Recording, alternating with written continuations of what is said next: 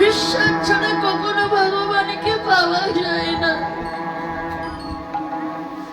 এই জগতে ভগবান দুইটি জিনিস সহ্য করতে পারে না, এক হচ্ছে ভক্তের অহংকার, আর এক হচ্ছে ভক্তের দুটি প্রেম। যেখানে অহংকার থাকে সেখানে আমার ভগবান থাকে না। যদি কোন ভক্ত দেহ মন প্রাণ জীবন যৌবন নয়ন গঙ্গার জল ছেড়ে দিয়ে যদি গৌর প্রাণ গৌর বলে ডাকতে পারে, ভগবান ওই ভক্তের কাছে না এসে সে কখনো থাকতে পারে না। ভক্ত যেমন ভগবানকে পাওয়ার জন্য পাগলের ন্যায় ছুটে বেড়ায়, তদ্রূপ আমার ভগবান ওই ভক্তের কাছে আসার জন্য সে পাগলের ন্যায় ছুটে বেড়ায়।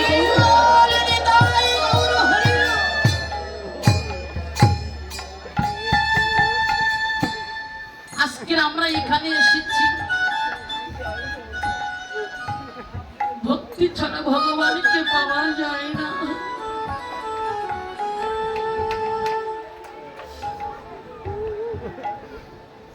ভগবান আমাদের মাঝে এসেছে,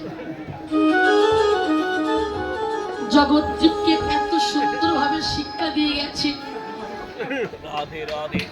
তিনি কোন জাতের বিচার করলেন না, কে উঁচু যা কে নিচু যা, তিনি এই জাতের ভেদাভেদ রাখলেন না।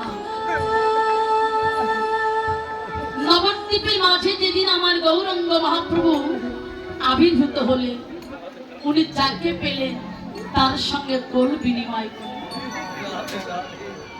গৌরাঙ্গ মহাপ্রভু যাকে পেলেন তার চরণ ধরলেন, উনি যাকে পেলেন চরণ ধরে হাত ধরে হরিনাম বিতরণ করলেন, তার সঙ্গে কোল বিনিময় করলেন। উনি কিন্তু জাতির বিচার করলেন না, কে উঁচু জাত আর কে নিচু জাত। তাই যদি হবে কুরুক্ষেত্র মাঠে পঞ্চ পাণ্ডবরা যুদ্ধ করে যে পাপ ওনারা করেছিল, ভগবান শ্রীকৃষ্ণকে বলেছিল, কৃষ্ণ অকৃষ্ণ, যুদ্ধ করে আমরা যে পাপ করেছি এই পাপ থেকে আমরা কিভাবে মুক্তি পাব? ভগবানই বলেছিল তোমরা যজ্ঞ করো, যজ্ঞ করো, তাহলেই পাপ থেকে মুক্তি পাবে। যজ্ঞ করতে গেলে মা, আজকে আমার কমিটির বাবারা এই অনুষ্ঠানটা তৈরি করেছেন একটি বছর ধরে। আমি দেখছি আমার কমিটির দাদা ভাইদের এত ভক্তি, আর ভক্তি না থাকলে সেখানে ভগবান আসে না।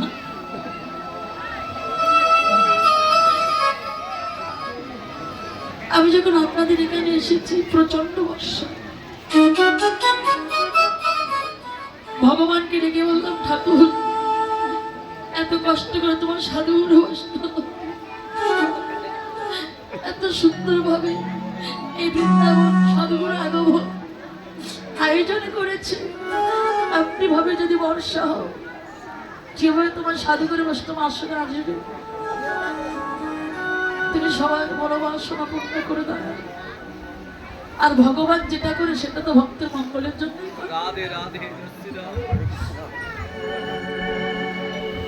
এটা মনে করলে হবে না মা, মনে খারাপ মনে ভাবলে হবে না যে আমাদের প্রচন্ড বর্ষা হচ্ছে বলে ভগবান এটা পরীক্ষা করে। কেন জানেন মা? সংসারে খাওয়া হচ্ছে না, প্রচন্ড অভাব। এটা কিন্তু আমাদের জীবনে মহা দুর্দিন নয়, আমাদের জীবনে মহা দুর্দিন কোন দিন জানেন বাবা? শ্রীবাসের একটাই ছেলে ছিল নবদ্বীপে। শ্রীবাসের একটাই ছেলে, ছেলেটা মারা গিয়েছিল, একটাই ছেলে। শ্রীবাস কিন্তু কাঁদেনি। গৌরাঙ্গ মহাপ্রভু সেই শ্রীবাসের গিয়ে প্রতিদিন হরিনাম সংকীর্তন করতেন। শ্রীবাস কাঁদলো না। কেন কাঁদলো না? পুত্র শেখে আমি যদি কাঁদি, আমার মহাপ্রভুর হরিনাম তো বন্ধ হয়ে যাবে।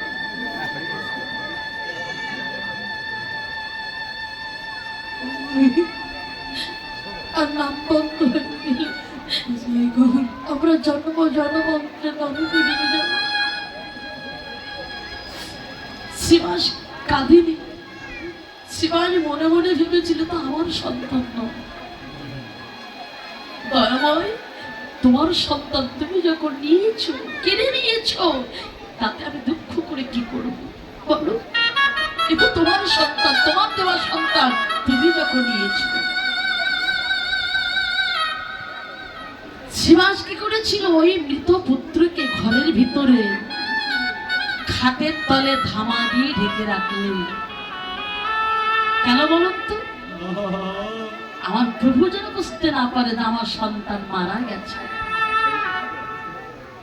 আমার প্রভু যদি বুঝতে পারে যে আমার সন্তান মারা গেছে, তবে তো আমার গৃহে আর হরি নাম হবে না।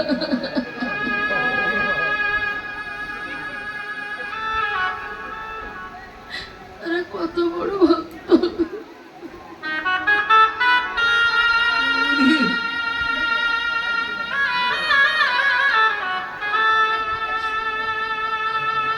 মহাপ্রভু জানে না বাবা, যিনি বিশ্ব ব্রহ্মাণ্ডের মালিক, যিনি বিশ্ব ব্রহ্মাণ্ডের সংবাদ তিনি রাখেন, তিনি আমার জানেন না। ভক্তের ভগবান, ভগবান তো অন্তর্যামী। শ্রীবাস তো কাঁদলো না। শ্রীবাস বলেছিল, মহাপ্রভু শ্রীবাসকে বলেছিল, শ্রীবাস, ও শ্রীবাস, তোমার ঘরে যেন কি অমঙ্গল ঘটে আছে। শ্রীবাস বলেছিল, প্রভু তোমার মতো মঙ্গলময়, তোমার মতো মঙ্গলময় মঙ্গল যার ঘরে থাকে, তার কি কখনো অমঙ্গল ঘটতে পারে? প্রভু কত বিশ্বাস, কত ভক্তি! মহাপ্রভু বলেছিল, শ্রীবাস, তোমার ছেলে মারা গেছে, তুমি তো কাঁদলে না। শ্রীবাস বলেছিল, প্রভু ছেলে কেন, পৃথিবীর সব যদি শেষ হয়ে যায়,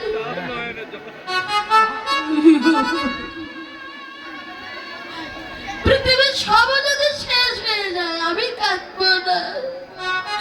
আমি কাঁদবো প্রভু, আমি কাঁদবো সেই দিন করতে মেঘার ছাড়নাদের কব নয় কদর দিন কৃষ্ণ বীর সামনে যে আমার মনে আমার মতো কৃষ্ণ আমি তো শরীর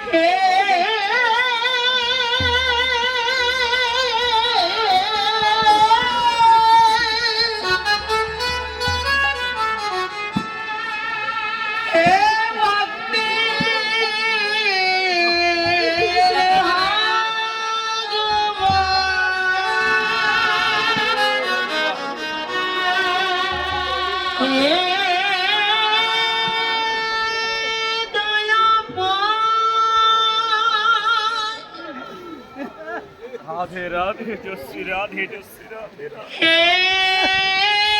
गौर हरि राधे राधे राधे जस्सी राधे हे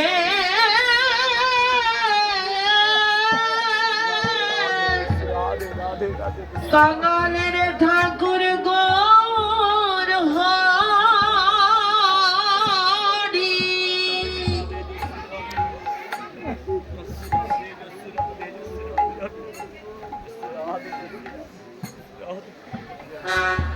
যদি বদনে কৃষ্ণ নাম আমার বলিবে না,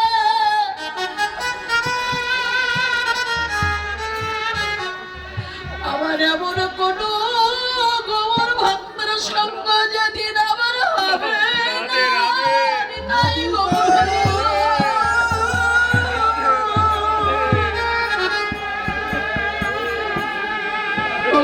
সময় গৌরী রাধে রাধে রাধে রাধে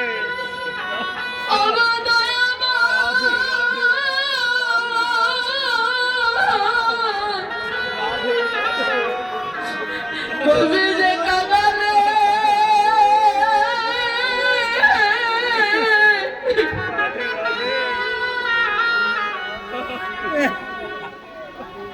কাঙালে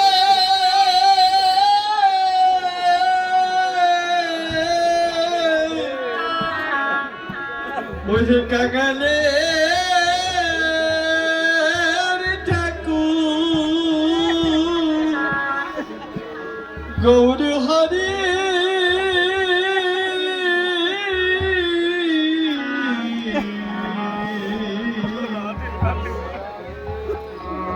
ওহে দয়াবান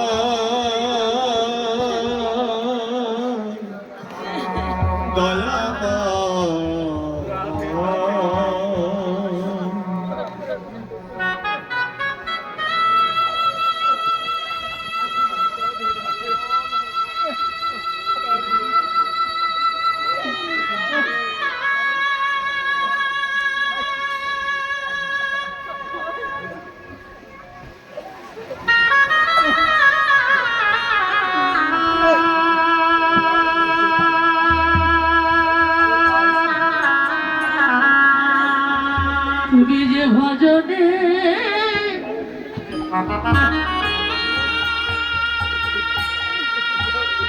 ভজনে গোবর হরে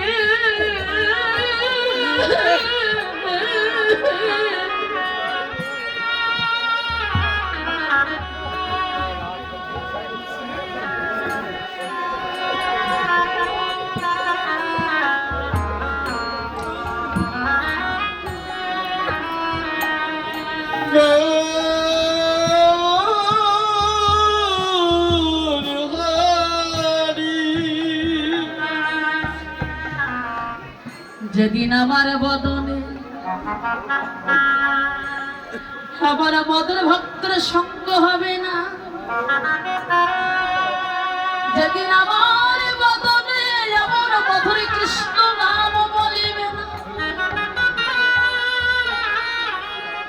যেদিন আমার এমন কৃষ্ণ ভক্তের সঙ্গ করা আমার জীবনে হবে না, আমার রসের গোড়ায় আমার ভজনের গোড়ায় আমার গুণের গোড়া গুণের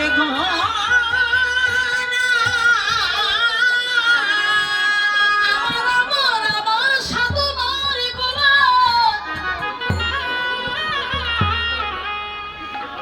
ওহে আমার আমার আমার আমার আমার আমার গৌর হরি। তোমার স্মরণে আমার এই নিবেদন রইল, শুধু এ জনমে নয়, প্রতিটা জনমে জনমে জনমে জনমে ওগো দয়াময় গৌর হরি, আমি তোমাকে দেখতে পাইবা না, কিন্তু তুমি তো ঠিক আমায় দেখতে পাচ্ছ। তোমার চরণে আমি জানাই রাখি, প্রতিটা জনমে জনমে যুগে যুগে আমি তোমার সঙ্গ পাই বা না পাই, যেন তোমার সাধু গুরু বৈষ্ণবের সঙ্গ করিতে পারি।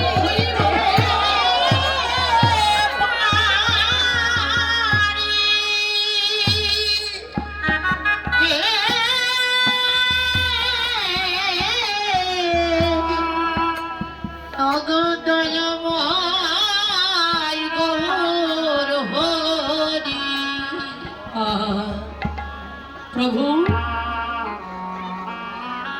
ছেলে কেন? শিবাজি বলেছিল প্রভু ছেলে কেন? পৃথিবী সব যদি শেষ হয়ে যায় আমি কাঁদবো না। একবার ভাবতে পারেন কত বড় বৈষ্ণব। একটা লক্ষ্য করতে হবে, একটা আমাদের ভাবনা চিন্তা হবে বৈষ্ণবের লক্ষ্য দেখি গৌরকে যারা ভজন সাধন নিয়ে কাঁদে। গৌরের ভাব কারা বুঝতে পারে? যারা সদাই হা গৌর প্রাণ গৌর বলে কাঁদে, যারা গৌর ছাড়া গৌর গৌর হরি হরি। একটাই লক্ষ্য থাকবে যে পৃথিবীতে আমাদের গৌর হরি ছাড়া আপন বলতে আমাদের আর কেউ নেই। এহকাল পরকাল গৌর হরি ছাড়া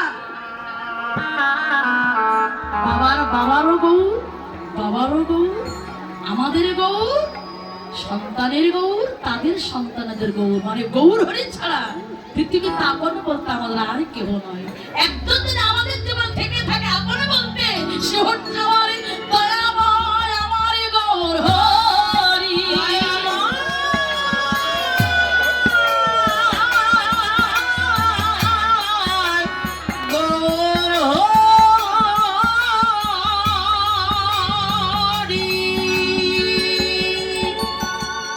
শিবাজি বলেছিল প্রভু ছেলে কেন?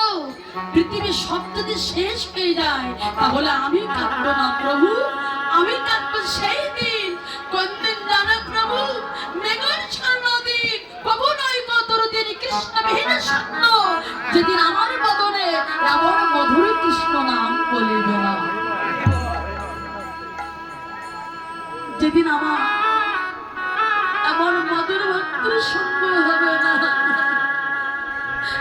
আমি তো সেদিন গৌর প্রাণ গৌর বলে কাঁদবো। আজকের গৌর হরি ছাড়া আপনি বলতে আমাদের আর কেউ নেই। তাই পঞ্চ পাণ্ডবরা আজকে আমাদের এই সাধুগুরু বৈষ্ণব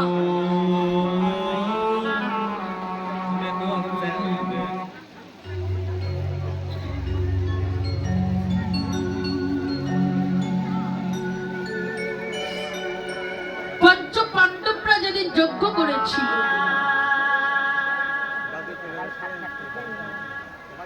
যজ্ঞ বাবাজি করেছিল, বলেছিল যজ্ঞ করতে হবে। যজ্ঞ করতে গেলে নিমন্ত্রণ করতে হবে।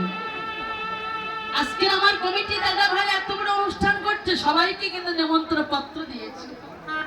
হরিনাম। আর ওই যজ্ঞে অর্জুনকে পাঠিয়ে দিয়েছে নিমন্ত্রণ করতে।